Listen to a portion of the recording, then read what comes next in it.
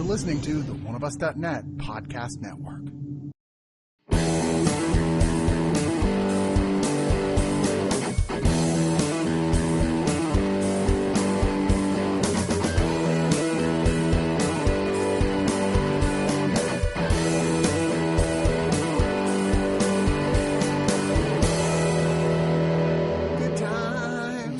Or just time. Just one good time. One extremely mediocre time for me, actually. Really? Yeah. The most ironically titled movie of the year for me. I had a really good time. The characters, on the other hand, probably not so much. No, they, man, it sucks to be anybody in that movie, really. Jeez. Yeah, their life is hard. Yeah. Believe it or not, Robert Pattinson stars in this movie that people are actually saying he might even get acting nods this year. He should. He's phenomenal in this movie. And he is the movie, really. There's a lot of side characters that interact with him who all have some really good moments, but the movie centers around him. He plays Connie Nikas, who his brother, who is, I'm not sure what the right term is anymore. I don't know if I think it's mentally handicapped or mentally ill. Yeah, you say mentally ill, you think he has PTSD or something, but we would have said mentally retarded back in the day, but now apparently that's not okay. I think it's mentally challenged. If I'm remembering I Am Sam, I think it's mentally challenged. He's that. Yeah. And when we meet them, they are about to and then do go pull a bank robbery. Only problem is getting away. His brother, actually acted by one of the directors. Yeah. I'm not sure if it was Ben or Josh, actually. I think Ben. It was Ben. He gets caught almost right off the bat. So Connie, as loose as his morals are, still is like, I cannot let my brother be in jail. He'll die in jail. He doesn't know what he's doing. You know, he's very aggressive, but he can't be in jail. He'll get his ass kicked, yada, yada. And we see right off the bat, in fact, that's exactly the first thing that happens. He gets his ass kicked. Yeah. And Connie's like, okay, one way or the other, I'm going to figure out how to get him out of jail. And this is his one long fucking night of trying everything he can think of, to figure out a way to get him out. Originally out of jail with bail money, but then finds out he's in the hospital. It's like, okay, now I got to break him out of the hospital. It's one stumbling block after another, a lot of which he causes. Oh, absolutely. Yeah. I mean, this guy is responsible for. He made his bed, and now he is running through a hail of bullets. It's funny that you said he is the movie. Maybe that's why. Okay, I really did not like this movie. At least I liked aspects of it, but I did not like it to anywhere near the level that everybody else, the majority of the people did. And the reason I don't, I think you touched on it. You said he is the movie, and I think I just don't like him. I don't like him. I think he's completely self-serving. I think he's very selfish. Oh, he is. Yeah. And I think his brother is much better off away from him in prison. You're supposed to think that. Yeah, I don't mind if someone is morally ambiguous, if they're despicable, as long as they're interesting. So on top of everything else, he's just not interesting to watch to me. Okay, see, I didn't feel that way. I actually did find him very interesting, and right off the bat, this is not a good guy. This movie makes no bones about making you think, oh, he's a good guy. In fact, it's not long before we realize his reasoning even for wanting to save his brother that bad is really an ego thing for him. Exactly. I mean, him being in full denial that his brother is, in fact, there's a point very early on where they pass by another man with the same condition, and he goes, do you want to be like him? Do you think you're like him? Yeah. And he's saying, I refuse to accept that my brother could be like that. And so he's kind of trying to force him into being a normal person. When we first meet him, he interrupts his brother's, therapy session. Yeah.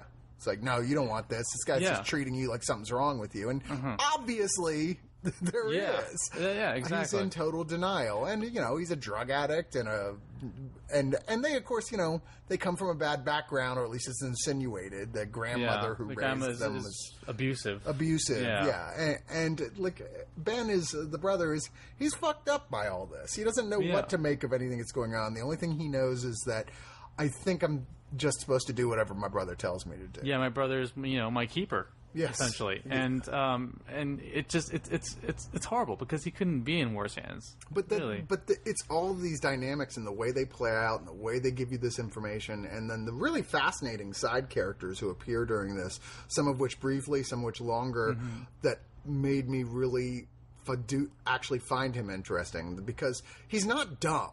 He's a narcissistic opportunist who will take advantage of anybody in his path. Okay, I don't think he's necessarily smart. I think he is resourceful. Resourceful is a better way of putting it. Yeah, he knows how to quickly make something out of nothing. Yeah, manipulate a situation so it comes out so that he's a cockroach. Yeah, exactly. But he is kind of dumb. I mean, he kidnaps the wrong guy out of a hospital. And this kind of reminded me in the dynamic between the brothers, just to a different extent, but still similar to Dog Day Afternoon. You know, I mean, the way that was, who also was dealing with two absolutely reprehensible human beings, you know, but who were caught in a fascinating situation, you know. Well, I mean, it's funny because I actually, every time I saw Robert Pattinson just acting his heart out, I kept on thinking of Dustin Hoffman and Al Pacino and Robert De Niro. This is a performance that could have come from any of them in the 70s. It's so so pulsating, and it's just so manic. And just the style of filmmaking to go with it really echoes that as well.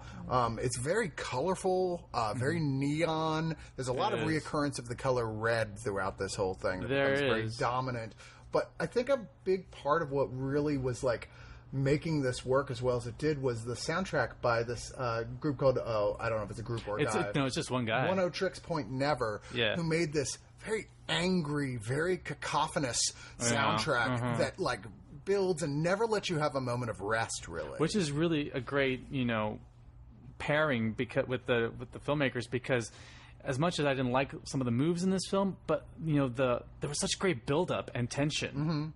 And, just the way they executed it, it was a very skilled set of hands that did this. And it has kind of like, I mentioned Dog Day Afternoon, it also has kind of an after-hours feel. It's absolutely. Turning New York City into this sort of mystical fantasy land in a weird sort of way. Well, it kind of did it in... This reminded me of sort of New York in the 70s, in a way. Absolutely. I mean, it's just like... No, but it's just everyone here in this New York is really sort of desperate or in despair, and they're just sort of just like hoping, in a way, even the innocent ones, that the dreariness of the city doesn't touch them in some way. Just like leave me alone, whatever. And it's interesting how like the movie has this racial undercurrent that's really complicated. And I was glad got to see the directors talk about it. I'm really glad. If they hadn't addressed it, I would have asked about it, because it's like they keep encountering innocent black people who end up being taken away by the police for things they didn't even do because of his entitled white boy manipulation. It's almost like everyone here is just a means to an end for him. Oh, absolutely. Everybody that he encounters, including his brother, but for his own ego. Exactly. In that particular case. Yeah, he's a reprehensible person, but like I said, like Dustin Hoffman's character from Dog Day Afternoon, I found him fascinating. Al Pacino, yes. I found him a fascinating one. Yeah, he is. His resourcefulness does make him fascinating. And it doesn't hurt that, like I said, the directors have really put together a thing that both from the camera style, the cinematography, the pace of the thing, which is kind of nonstop. Yeah, no, even in the quiet moments, it never lets up. Yeah, there's never really a quiet moment either. No. I kept going, the quietest scenes, there's still always a TV playing in the background. Oh, right, there's always something going on that's causing like a nonstop sense of like background chaos. Yeah, exactly. But also in the back of your mind, you just know something else is going to come up to trip him up. And, I mean, it can't not. You never let yourself rest. This guy has no real plan. And how in the fuck how could you even do what he wants to do? You're like, there's no way to do this. So you're like, I don't think this guy has any hope of succeeding. No. And it just gets weirder. And in the middle of all this, they plot this little mini film. Yeah. And, telling this other... the story of Ray, Buddy Duras. Yeah. And that's just a wild ride. Yeah. And like, a space of, like, however many minutes, 3-4 minutes. Yeah, this guy just has this big monologue where he tells his story, who they end up, like, teamed up with along the way. And then we see it as he's telling it, and it's, like, even crazier than the shit they're going through now. It is. And I mean, that's good filmmaking, and that is good storytelling right there. Yeah, there's a lot of stuff here that's intentionally supposed to make you feel awkward and uncomfortable. There's a sequence where he basically like starts hooking up with an underage girl, but it's not because he wants to. It's just because he's trying to distract her from seeing something he doesn't want her to see. Exactly. Yeah. Exactly. Yeah. I mean, he's a user as well, and so it's everything is just a means to. I think my main problem with the film was him. I just did not like him. You both salute his performance, but also oh my god! I mean, he follows Meryl Streep in the category of just terrific performances in shitty movies. I mean, yeah. I don't think he carries so much baggage. Even though he's done Cronenberg films, he still carries that Twilight baggage with him. And I think this has finally helped shed it. And I've seen him in other stuff I thought he was really good in, but they were so small they didn't really get much attention. Yeah. You know what I mean? And he's really good in Lost City of Z as well. He was. Yeah, I forgot about that. I think he's a fine actor.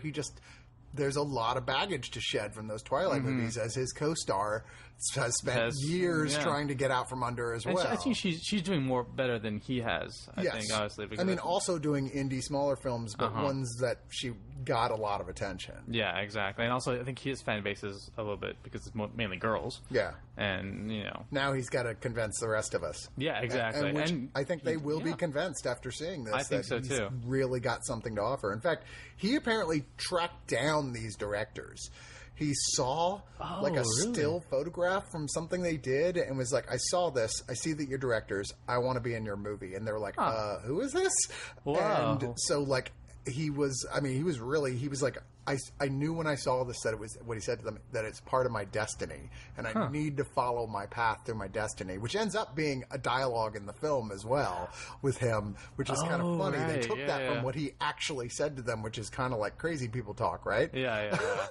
You think, it's this crazy actor or flaky actor. Because their next film apparently is with a New York fixer Jewish guy, Nebuchadnezzar Jewish guy, and he's like, I can do this. Like, no, Robert, no, you can't. Well, we had that already with Richard Gere, and that was brilliant. So let's leave that alone. Yeah, that was indeed pretty damn good. That's Norman, by the way, which we both like. Yes, let's plug.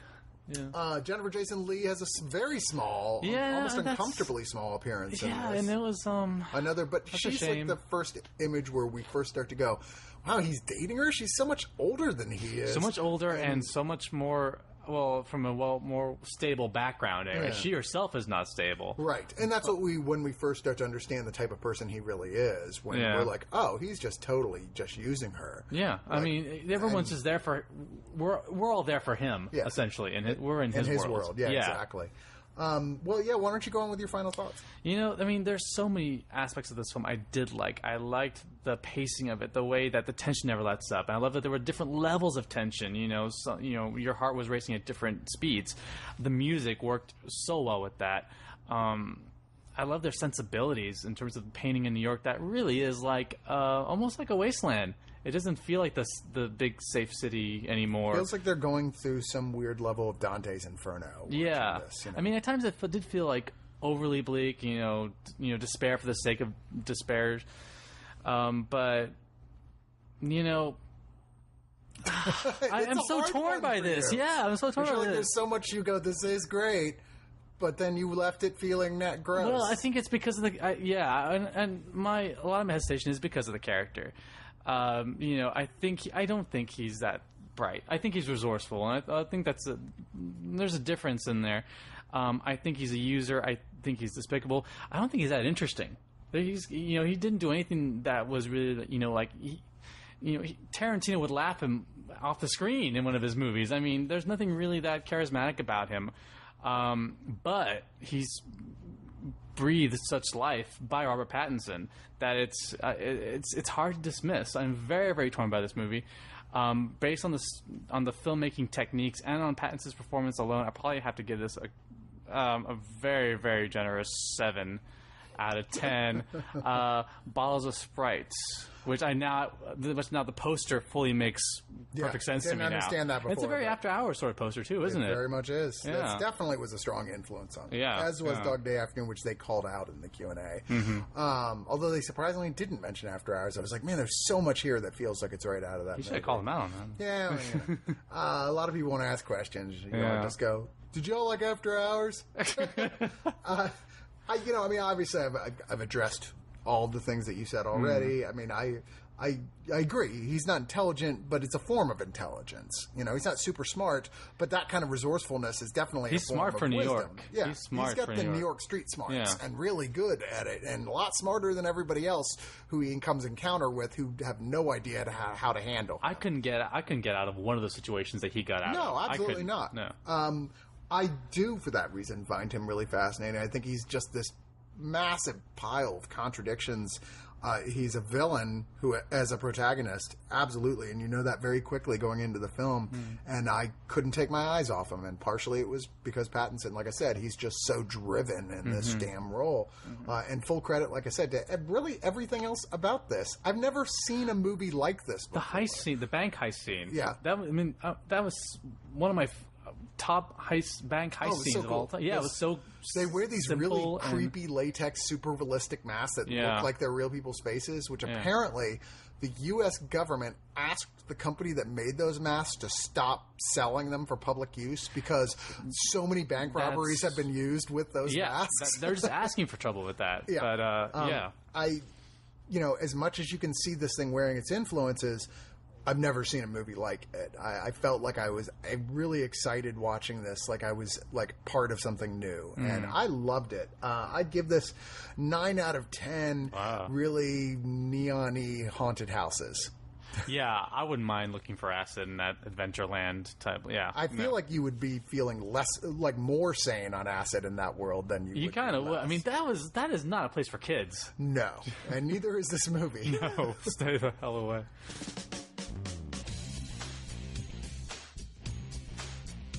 Oneofus.net has been your one-stop shop for all things geek for years. But there's a side to them many of you have never heard. The subscription side. Subscribe and listen to great podcasts like The Breakfast Pub, The Original Gentleman, and the Watch a Movie With Us series. Head on over to Oneofus.net and don't forget your towel.